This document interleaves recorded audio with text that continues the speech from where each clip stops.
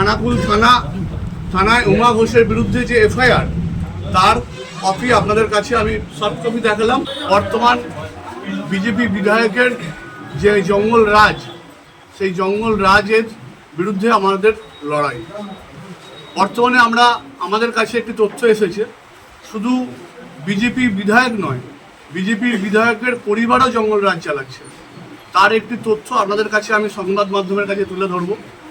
যে খানাকুল 2 যে পঞ্চায়েত সমিতি, সেই পঞ্চায়েত সমিতির কর্মাধ্যক্ষ বিজেপির বিধায়ক সুশান্ত ঘোষের দিদি উমা ঘোষ যে বন্দরে একটি ফেরিঘাট আছে, সেই ফেরিঘাটের যখন টেন্ডার ড্রপ করা হয়, এক ব্যক্তি ফেরিঘাটের টেন্ডার ড্রপ করে, উমা ঘোষ তাকে হুমকি, প্রাণনাশের হুমকি, তাকে নানা রকমভাবে তার উপর নির্যাতন চালায়, টর্চার চালায়।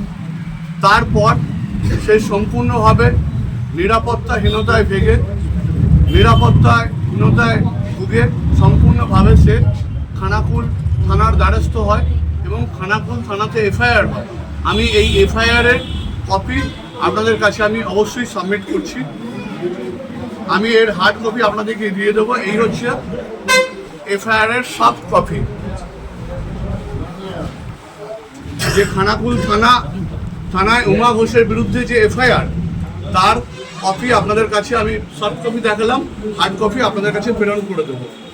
এই বিজেপির বিধায়ক বর্তমানে যে সমস্ত পঞ্চায়েত আছে, পঞ্চায়েতে যখন কোনো কাজ হবে, টেন্ডার হবে, আগে বিজেপির বিধায়ককে 10% কমিশন দিয়ে দিতে হবে।